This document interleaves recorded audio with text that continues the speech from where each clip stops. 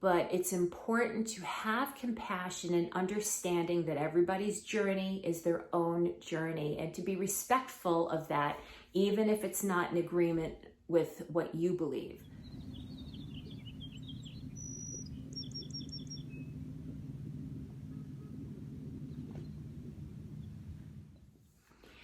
Hi guys, my name is Lori Singer. I am a New Jersey state licensed massage therapist for over 20 years, and I'm also a certified yoga instructor for over 16 years. And this is a video to share with you 3 tips on how to navigate the stress of living in the new now.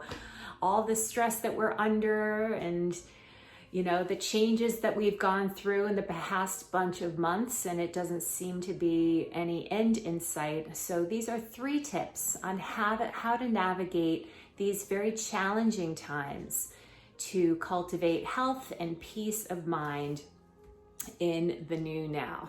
So tip number 1 is to edit the input that you have in your life. We receive information through all 5 of our senses: our sense of touch, our sense of taste, our sight, our hearing, and our sense of smell. So if we edit and we're very careful with the information that we receive through any of these 5 senses, we can help navigate a stressful situation a little bit better. For example, what we can do for our editing down is we can be very mindful of the information that we receive, especially during screen time, right? What are we doing? We're always watching the news, we're reading the internet, we're bombarded with images of violence and images of hopelessness, and that contributes greatly to our mental well-being. I'm not saying, put your head in the sand and pretend that it's not there, but certainly edit it down and put it in perspective. So when you're seeing all these images on the screen, or you're reading these images, and who reads the paper anymore, but if you're watching the internet and watching the news, you're certainly seeing kind of a skewed perspective of what's going on in the world. There's, you have to consider there might be some sort of hidden agenda to keep you fearful, to keep you engaged in watching. So be smarter than that and edit that time that you spend in front of the screen a little bit better. So that way you can be informed, but you're also giving yourself space to process all that needs to be processed. I also mean, when I say edit down, is to create an environment around you that is conducive for relaxation and calming down. So perhaps first thing in the morning, before you start going through your Facebook scroll or turning the news on, why don't you put on some music? Or change the lighting in your home a little bit, put the lights a little bit dimmer, light some incense, light a scented candle. Use the 5 senses that you have to create an environment that is conducive for relaxation and stress-free environment. So that is tip number 1. Tip number 2 is to cultivate healthy habits. So with the time that you're going to save from peeling yourself away from the screen, is by forming a habit that is supportive of mental health. So going for a walk, getting outside, or again, putting yourself in an environment to help you relax and help center yourself. I'm a big fan of movement therapy. Some of you call it exercise. I call it self-care.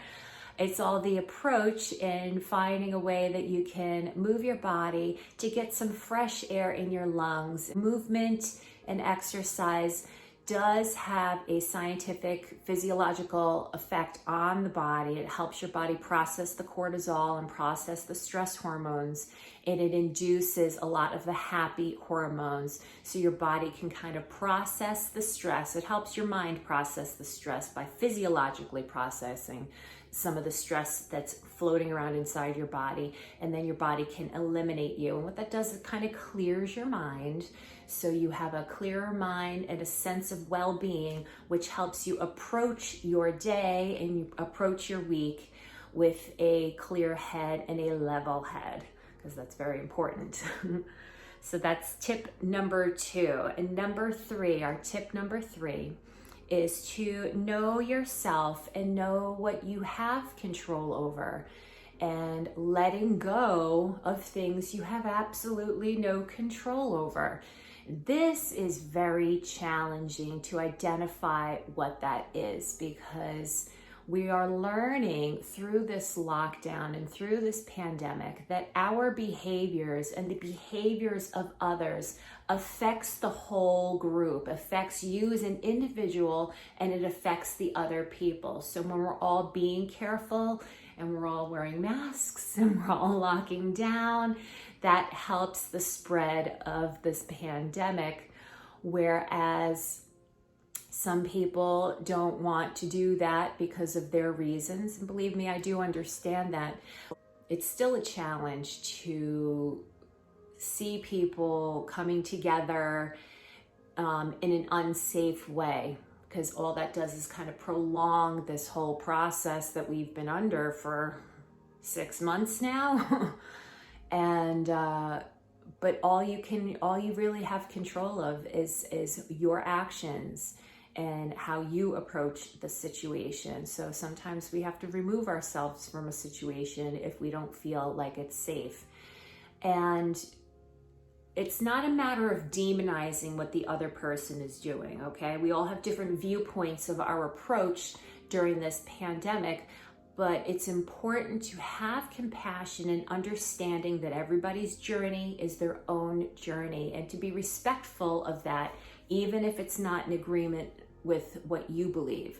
So it's sort of liberating to kind of let that go and let the chips fall where they may, and hopefully we can all come through the other side together. So I'd say edit down some of your input, cultivate some healthy habits, and know your part and your responsibility in this whole situation and what you have control over, because you can't control everything, can't control other people's behaviors. So those are my 3 tips. So please take very good care of yourself, take care of the people around you, and hopefully we will see each other really soon. I love you all. Thanks for watching, and take care.